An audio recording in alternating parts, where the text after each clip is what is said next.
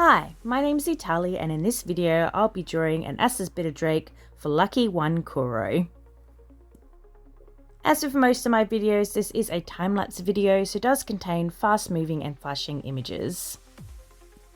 Starting with the background, I laid down some dark colours as we are going to have a starry night sky. I have a new method of making my sort of Milky Way look to the sky, which is just to use this textured brush and then use a textured smudge tool and smudge it in a bit using a lighter color where I'm going to put the Milky Way itself to sort of emulate the idea of many very far off stars, and instead of just using the little specks themselves as stars. Whilst I was doing this, I decided that it was finally time to make a single star brush, which I didn't have up until this point, because lots of times when I use my scatter star brush, I end up erasing a bunch of the stars as it looks too sort of not procedurally generated, but like there's too much of a pattern to it. And you can sort of tell that I've used a brush that has a set placement of the stars being scattered. So now that I have a single star brush, I can just place random single stars here and there to break up that sort of pattern a bit. Now this is to be a Discord profile banner, so I did have to keep in mind the position of where your avatar is and stick to a certain ratio. And it is a little bit on the smaller size as they do, they're not huge pictures, but I do always kind of make my pictures a bit bigger than they need to be, so that if Lucky1Kuro does want to use it for something else, it's still big enough to be used as a different, something more fun, or a different site's banner or something.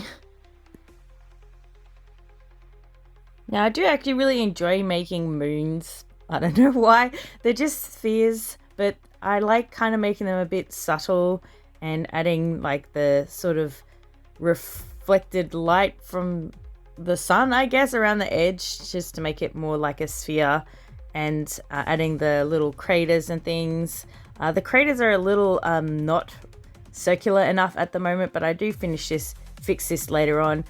This was supposed to just be a sketch idea, so to show Lucky1Kuro, so they knew what I was going to do, but I ended up sort of finishing with the stars, so the star background is pretty much as it's going to be at the end, but I do make some adjustments to the moon, and obviously the trees are a bit undefined at the moment as they were just a brush.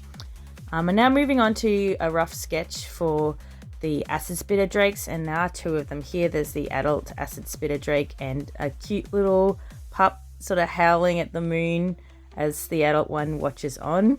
And I really do like acid spitter drakes. They're not as popular as some of the other dragons in Day of Dragons, but they're actually super fun to play as and run around because they can go really fast, especially if you use their sprint ability. So it was really nice to draw some more acid spitter drakes. I feel like they don't get enough of the limelight. The drake pups are pretty dang cute. They're so like stubby, and I don't know, they're like, I guess they're puppy shaped, and that just automatically makes them cute. But yeah, look at these little fellas. They're so adorable. I must also say that the color scheme for these are top tier color choices, in my opinion. They're purple and green with a bit like tealy blue where the colors mix, which are like my favorite colors. So you may notice that my own dragon character Tali is like a green and tealy colored dragon with purple hair. She's got cream belly as well. But yeah, I really love these colors and I really love shading these colors, so this is really fun to do. And these two references are just the avatar reward for Patreon members of Day of Dragons that I did for them originally, and they just wanted full body pictures of them, so that's those pictures on the sides I drew as well. Once I finish with blocking in these colors the dragons will actually be, I also do a little bit of sort of showing where the light is going to be. I also wanted the light from the moon to be pretty strong, so I add a bit of subsurface scattering where the light is passing through the frills, and you can see the cut, like a bit of pink blush from the veins in the frills. It sort of glows onto the rest of the dragon. So I just wanted, I thought that was a cool idea to have the moon behind it, and so you could, see make the fins stand out a bit more, I guess. I now move on to fixing up my moon a little bit so that the craters are less weird shaped and more circular, since I'm pretty sure the impact of asteroids is pretty sort of circular. I don't think they can be that misshapen. And I move on to doing the background in earnest, so you'll see me making lots of adjustments to the moon, and then moving on to adding some shadows to the trees and defining the rocks a bit more, and doing a little bit of adjustment to the background of the stars as well. I'm slowly getting better at backgrounds and foliage and stuff. I think I've learnt a fair bit in the last year, and I think I can more convincingly do pretty decent backgrounds than I could a year ago. And every time I do another background, I feel like I'm getting better at it. So when, I get a lot of commissions for just portraits, and I don't get the opportunity to draw backgrounds much. So I always like it when somebody comes along and they commission me to do like a picture with at least a bit of a background in there, and I can sort of, experiment a bit more and get better at drawing backgrounds, because you really don't get better at drawing anything unless you practice it more. The Day of Dragons comic has also restarted, which also helps me improve in backgrounds because the whole thing's full of backgrounds. So very slowly I'm improving my backgrounds, and I hope one day that they sort of reach the same standard as my character drawings, as I always felt like my backgrounds were probably my weakest point. But I think I'm slowly getting better, and I did like how this came out. And I do always enjoy doing starry skies. I always think they're fun and pretty, and I like adding some variation to the stars. Like, I don't just do them all one color. I add a couple of dots of other colors, which I think makes a more believable sky.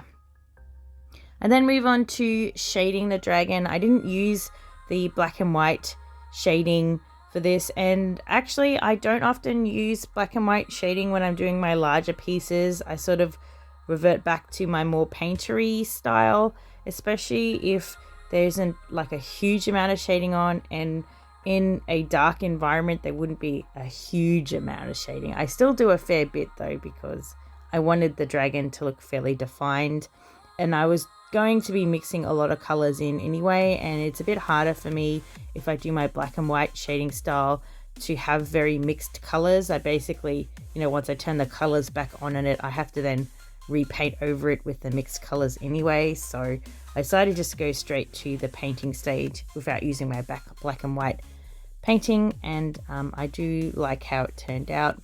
I really like these transitional colors, the aqua blue between the two colors. I think those are really pretty colors, and I don't really like it when a marking is like a solid line, like a really sharp solid line with no sort of blurring between the colors.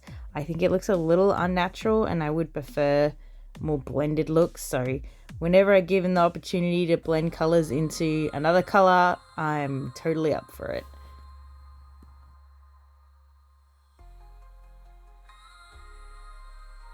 I pretty much just keep painting for quite a while. Most of the work in this image is on the two characters, which are the largest things in the image. So I spend quite a bit of time doing my painting, refining things and erasing things that weren't so good in the sketch and need to be replaced, and painting over like my messiness. As I am a very messy painter, I'm not really a neat painter. Part of that is because I don't have steady hands. I kind of have shaky hands, which is why I usually avoid line art and will generally only do a sketch or a double sketch, maybe a triple sketch, but I will only do line art if I absolutely have to, as it does take a lot of time and hurts my hand to keep them steady. Even when I'm using a stabilizer brush, I still end up pressing too hard in my attempts to make perfectly smooth lines. So when I can avoid it, I don't do actual proper line art, and I go straight to my messy painting style. The other reason I have a messy painting style is because I like it. I spent years, like 15 years, trying to get to this stage where I could have a messy painting style. Before I got to this stage in my life where I could just paint like this, I used to actually do cell shading a lot and use like a multiplier layer over flat shading and not really mixing colors at all. But mixing colors is something I really love doing. So once I finally managed to get to a stage where I was semi-happy with my messy painting style, I kind of never went back.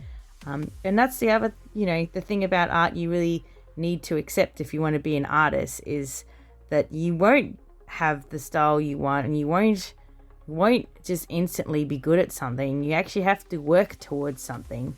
And once I made it to a stage where I was happy, it wasn't perfect. It's never going to be perfect. You need to accept that art is never going to be perfect in your own eyes, and you just have to be happy in what you're doing and the process. And I get joy out of mixing colors and painting messily. So even though I'll look back on all my artwork and some of them I'll hate and some of them I'll think I could have done that better, I generally always think I could have done something better. But that's okay, because that means I just try harder next time, and I try harder the next time. And yeah, I'm just happy with how my art looks. Even though I know it's not perfect, I'm still happy and I enjoy the process of making art. And I think that's the most important thing about art, is to actually enjoy making it. And why AI art is kind of horrible and not good at all. Like you're not making it. You're not, you didn't work towards anything. You just typed in a couple of words. I don't really see the point in that. Anyway, I'm now doing the last parts of the shading. So I wanted to add a little bit of a shadow cast from the frill and some light from the moon, and adding this shadow from like the spikes on the back and stuff. And then I'll be moving on to shading the little puppy.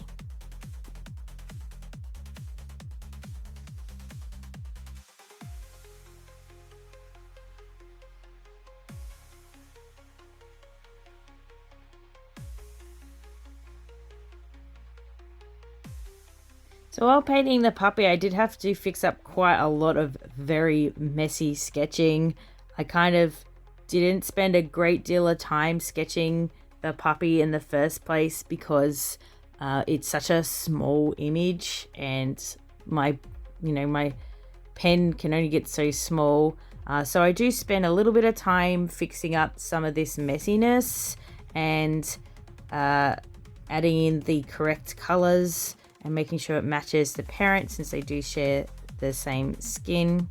But not a huge amount of time, because again, it is such a small image that you can't really spend like that long on it. It's small. And once I finish shading the puppy and adding its frills back in, then I move on to adding the jewelry, as the adult will have some cool sort of ancient foresty sort of looking jewelry that has this piece of amber in it and some like little gems around it. I actually really like amber. It's one of my favorite sort of colors, rock colored stones. So it was nice to have like this little splash of color in the middle of all this green and purple. So I think the amber jewelry was a good choice, especially a good color choice to contrast this image just a tiny weeny bit. It just sort of adds a little bit of a focal point to this otherwise fairly cool colored image.